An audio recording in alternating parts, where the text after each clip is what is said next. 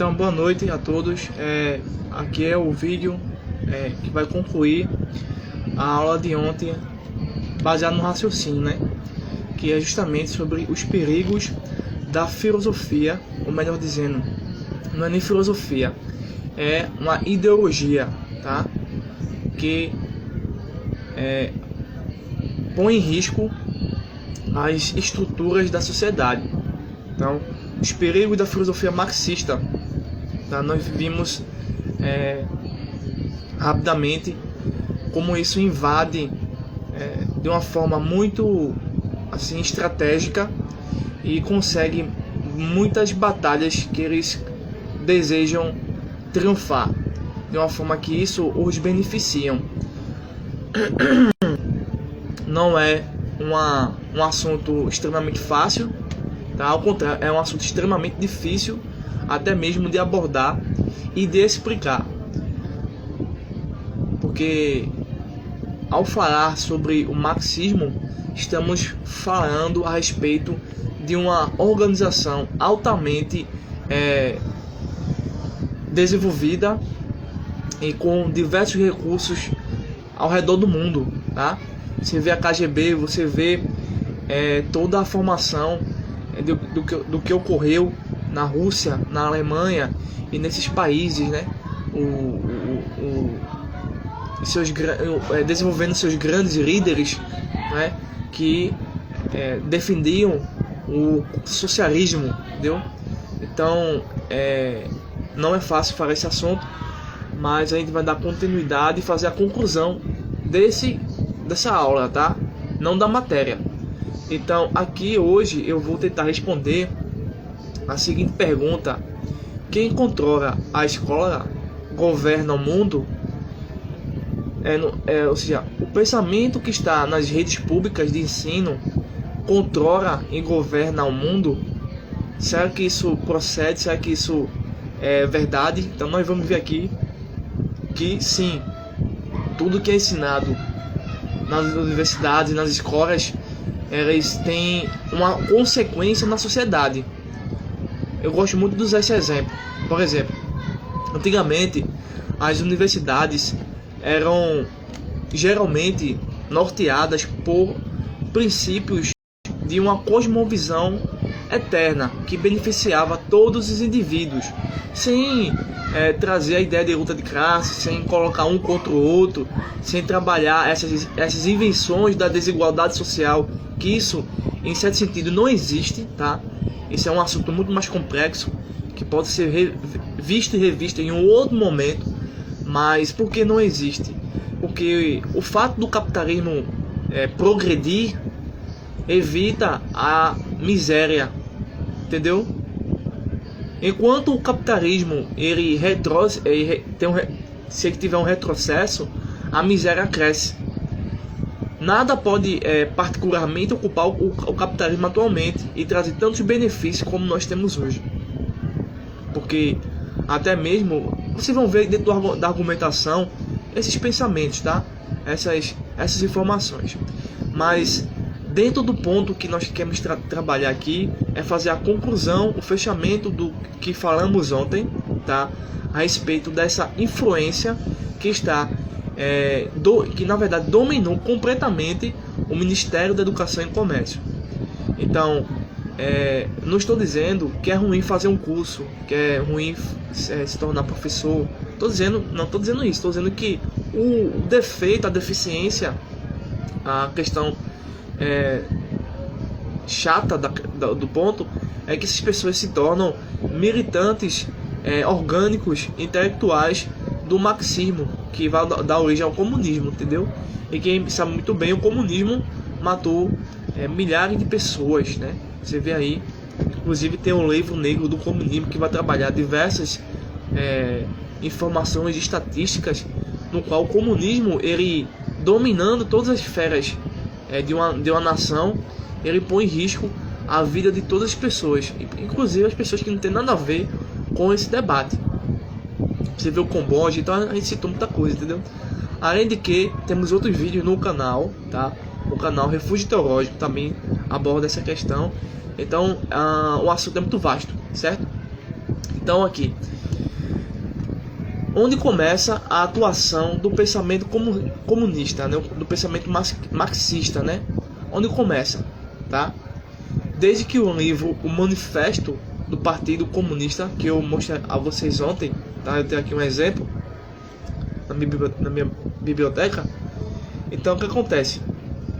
Entre muitas coisas desse livro, Marx trabalha a questão da infraestrutura econômica das sociedades, ou seja, sua base econômica determinaria a superestrutura política e ideológica, sendo a cultura, abre aspas, a cultura, existem diversas definições de culturas, tá? Fecha aspas. Bem, sendo a cultura a somatória dessas relações, pois inscreve-se no modo vivente da sociedade. Karl Marx, que nasceu em 1818 e morreu em 1883, e Friedrich Engels, que nasceu em 1820 e morreu em 1895, eram ambos ingleses e produziram junto diversas obras comunistas, tá? Entre as quais se destaca, por exemplo, mostrei para vocês ontem, o Capital e o Manifesto Comunista, mas existem outras, tá? Que eles escreveram. Suas teorias sobre a sociedade e economia política influenciaram as várias áreas do conhecimento, por exemplo, na pedagogia, a teoria de Paulo Freire, tá? Evidenciando a luta de classes, ou seja, a luta de classes entre burguesia e o trabalhador, que é chamado de proletariado, a relação entre capital e o trabalho, bem como a exploração do trabalhador, conceitos como mais-valia, valor de uso, de troca, mercadoria, produção e circulação, divisão social do trabalho, entre outras coisas que as ideias e a doutrinação e a doutrina marxista expõem, são usados por esses teóricos cujo conjunto de pensamento foi conhecido como marxismo.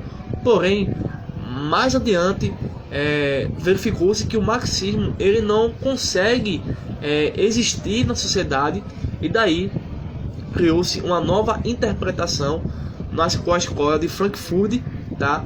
Com diversos teóricos, um dos mais destacados é o Max Horkheimer, mas você vai ver que existe um italiano, nós falamos um pouco sobre isso, que vai desenvolver, sendo ele preso, ele desenvolve uma teoria no qual o domínio geral e total e supremo do comunismo só viria através dos meios culturais, porque ele pensou através de obras antigas que, por meio da força, porque antigamente o socialismo que as pessoas hoje defendem, antigamente eles usavam a força física, usavam bombas, granadas, como os terroristas de hoje em dia, tá?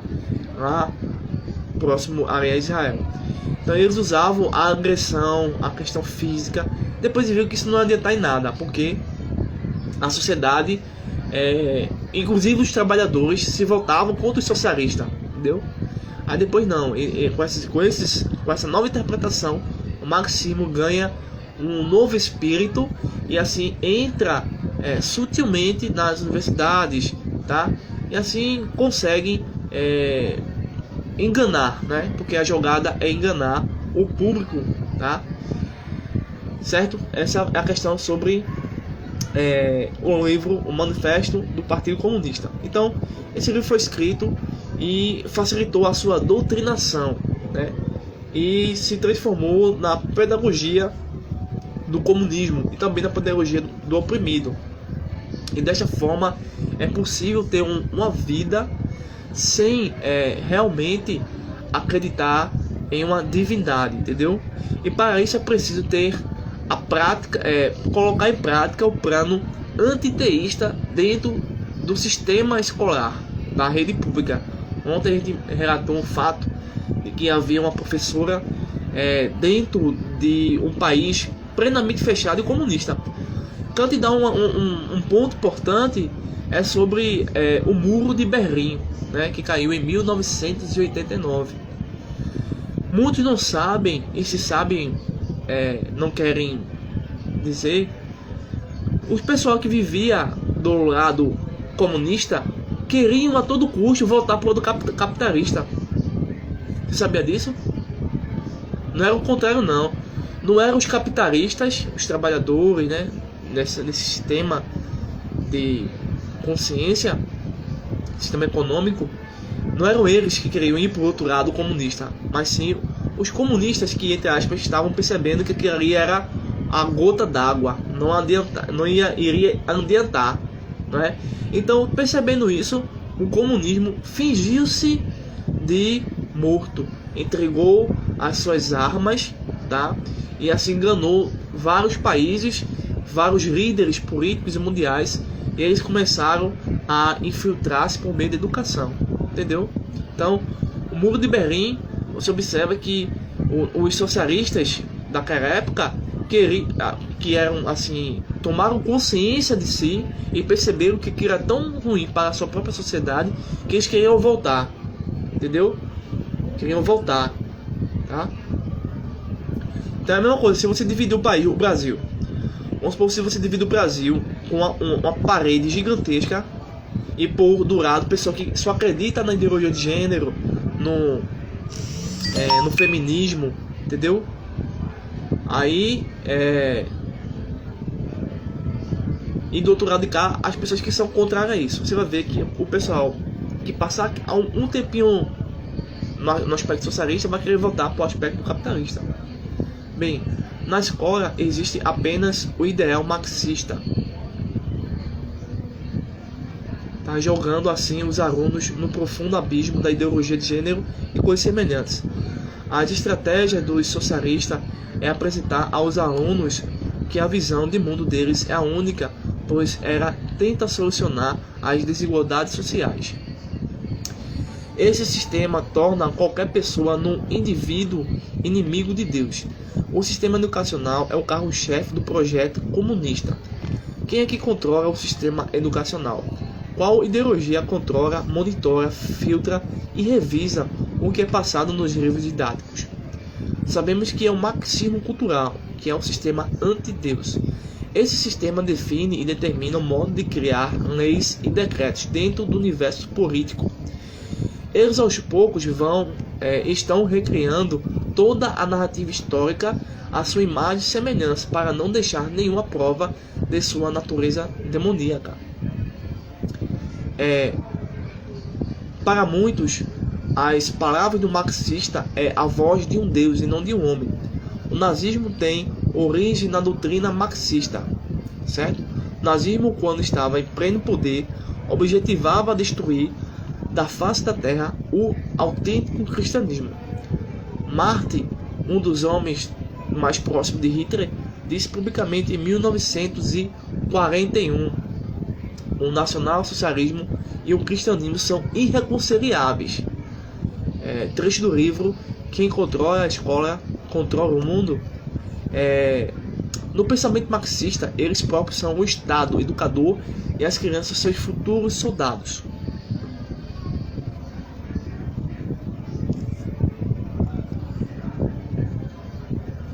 Com a ajuda de Gramsci, que falamos agora há pouco, eles próprios são o Estado educador, tá? São o Estado educador que vão doutrinar, tá? Gramsci faz uma análise muito importante para esse pessoal e ensinou que enquanto o cristianismo estiver em jogo, o comunismo não vai triunfar, não vai ter a sua vitória final, não vai existir plenamente. Então agora eles devem se infiltrar nas comunidades de base religiosas e irem aos poucos fazendo os mesmos trabalhos antiteístas dentro das escolas, sem que eles notem. Tá? Por que é tão importante os professores, né, bíblicos estejam preparados? Porque são eles que defendem a fé cristã contra as doutrinas dos demônios. A apologética é uma ferramenta indispensável nas mãos daquele que maneja bem a doutrina. Mas além disso é importante para estabelecer e fortalecer cristãos na sua fé, para combater as influências da filosofia, do evolucionismo, do materialismo, do comunismo, do humanismo, do pós-modernismo, do ocultismo e de demais religiões do mundo.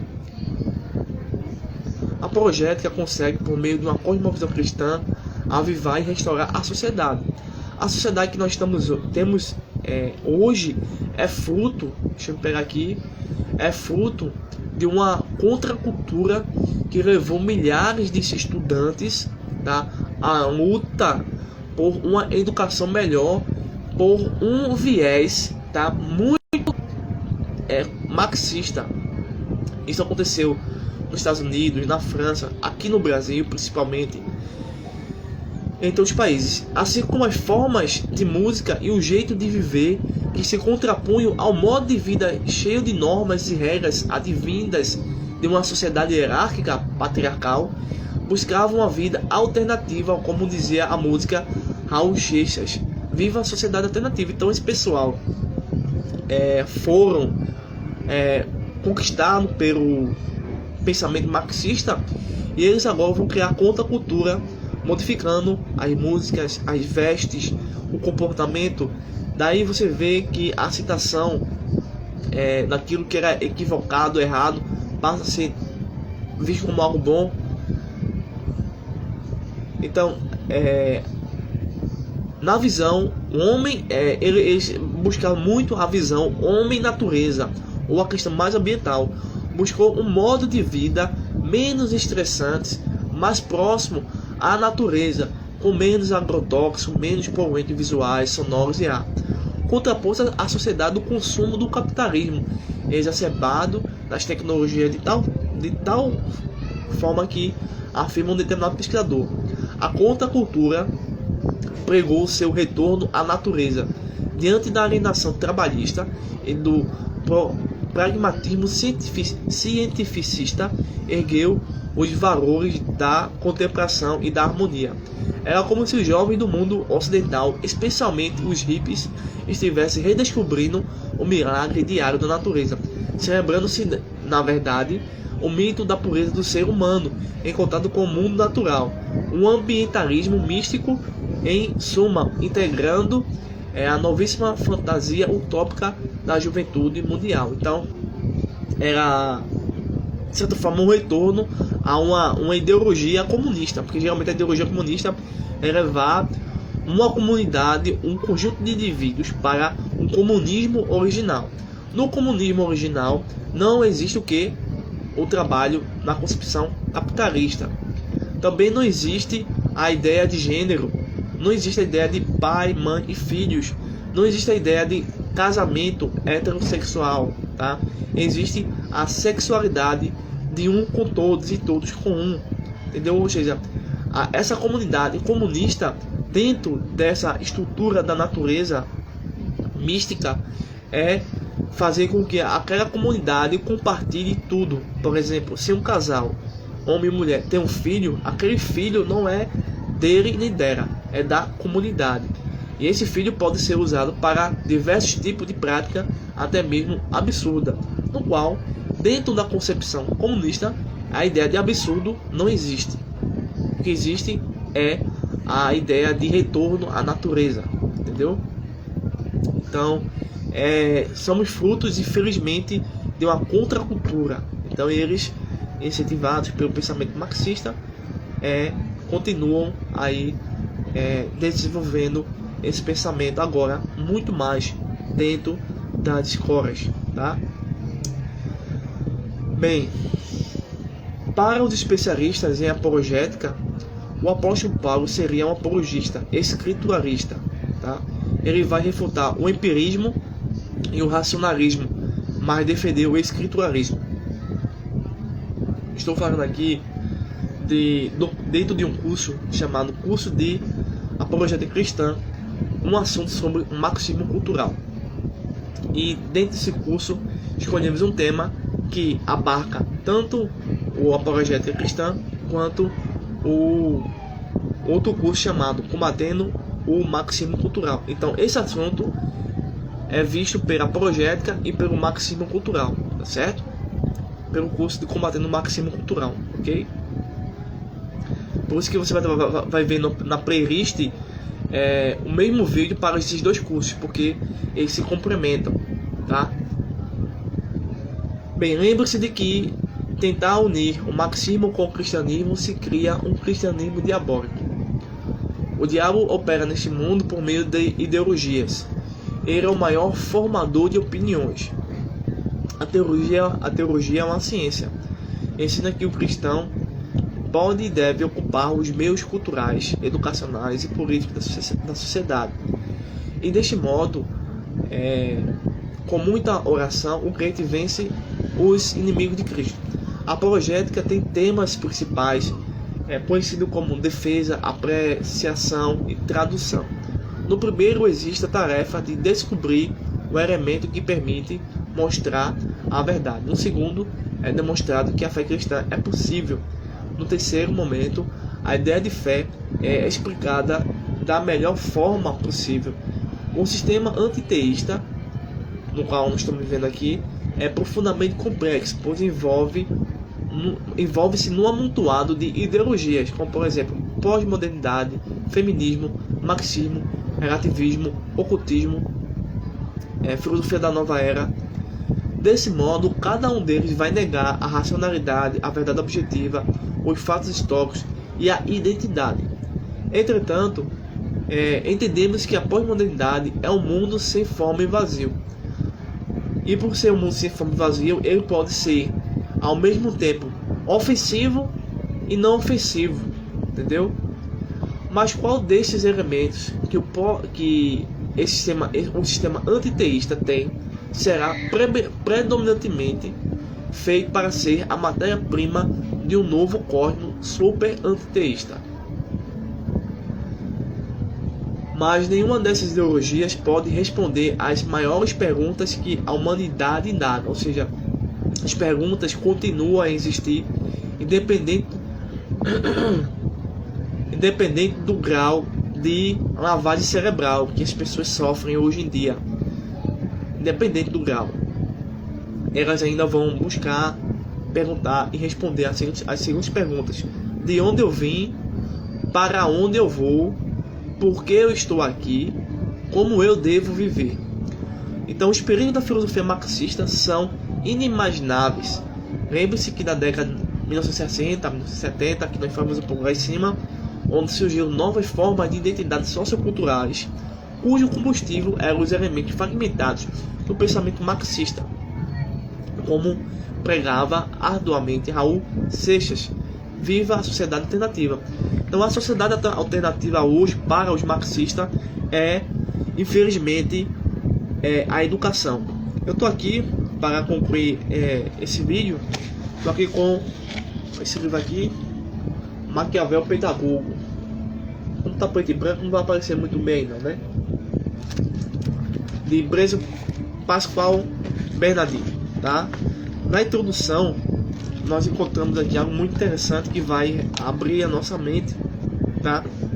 Ele vai falar aqui muito sobre o fim da educação, ou seja, não temos mais educação, tá? O conhecimento verdadeiro.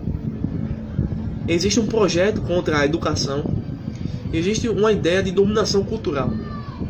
Existe o exercício e a prática de pôr em projeto a ideia da revolução pedagógica trazida por Paulo Freire. A nova ética é estabelecer uma sociedade comunista. Então existe uma nova narrativa que leva a um processo contínuo e devagar, sem que as pessoas percebam. Ele diz o seguinte: uma revolução pedagógica baseada nos resultados de pesquisa pseudopedagógica está em curso no mundo inteiro, tá? Não é só no Brasil, mas no mundo inteiro. Logo dominaram os departamentos de educação de diversas instituições internacionais. Dominaram a Unesco, dominaram o Ministério da Educação, tá? Essa revolução pedagógica visa a impor uma ética voltada para a criação de uma nova sociedade e a estabelecer uma sociedade intercultural. Então, eles não querem estabelecer uma sociedade intelectual, não. Eles querem estabelecer uma sociedade intercultural. É muito diferente. A nova ética não é outra coisa senão uma sofisticada representação da utopia marxista. Sob o manto da ética, né? Se você pode, eu posso. seu direito é o meu direito, entendeu? E sustentada por uma retórica e por uma dialética frequentemente notáveis, encontra-se a ideologia comunista, da qual apenas a aparência e os modos de ação são modificados, tá? A aparência do comunismo foi modificada, tá? A partir de uma mudança de valores, de uma modificação de atitudes e dos comportamentos, bem como de uma manipulação da cultura, pretende-se levar a cabo essa revolução pedagógica. Essa nova ética faz hoje parte dos programas escolares, por exemplo, da França, no caso aqui trabalhando essa questão, mas faz parte da educação hoje que está dentro das escolas. Então, esse é o vídeo final sobre o tema Perigos da Pós-Modernidade, do curso Apologética Cristã e do curso Como Combatendo o Marxismo Cultural. Então nós vimos aí coisas terríveis, preocupantes, que caminham, passo a passo, tá, para um final totalmente destrutivo, tá? Porque toda vez que o socialismo conseguiu essa hegemonia que eles ainda detêm no espaço cultural, tá? Se a gente conseguir tirar eles do espaço cultural, o que acontece? Eles vão voltar à velha natureza deles, que é pegar armas, jogar bomba. Inclusive existem grupos, tá, que ainda usam essa tática, mas a mídia, que é um outro viés do marxismo, eles acobertam esses dados e omitem outros para facilitar a manipulação de dados, desenvolver mitos, tá, criando uma lavagem cerebral no povo, fazendo experiências sociais com a sociedade, e assim essa massa que não entende e não quer entender que o pensamento marxista ele é realmente perigoso para qualquer esfera da sociedade, seja na educação, na religião, na política, no espaço cultural. Eu fico ainda pensando como é que pode existir um banco que permitiu a pedofilia ser aberto e nenhum policial federal prendeu os organizadores desse evento dentro de um museu. O exército não interviu, entendeu? Ficou assim, eu fiquei ainda pensando como é que ninguém, no caso as autoridades que são constituídas para combater as injustiças, os crimes organizados, não fizeram nada, entendeu? E assim, a pedofilia, o tráfico de crianças, tá? A concepção de colocar a prostituição como trabalho está aí a todo vapor. Então, enquanto muitos dormem, acham que não precisa se preocupar com isso e vão para suas igrejas, tá? E não sabem que o próprio marxismo estará pregando para ele, né? O próprio diabo estará no púlpito pregando para essas pessoas que não entendem que o marxismo ele está invadindo todos os ambientes, tá? Assim como o oxigênio está em todos os ambientes, né? Então, eu espero que este vídeo venha aí ajudar você a compreender, tá? Não só esse vídeo, mas outros vídeos que você tem que assistir para concluir seu curso e compreender, né, bem todo nosso projeto, tá? Que aqui o canal Refúgio Teológico passa justamente com o Instituto de Ensino Teológico, tá?